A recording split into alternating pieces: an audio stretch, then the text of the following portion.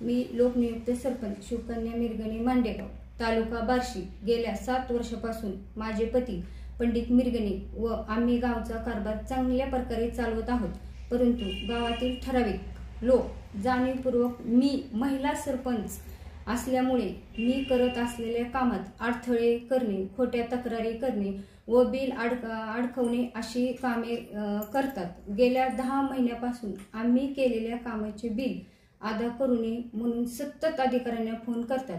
जनसुविधेच्या कामाचे बिल 2 दिवसात न दिल्यास मी व माझे पती माजी सरपंच पंडित मिरगणे 26 जानेवारी रोजी बांधकाम विभाग बार्शी येथे आत्मदहन करणार आहे। याचे पुढे काय झाले तर गावातील तक्रारदार व प्रशासन जिम्मेदार असेल।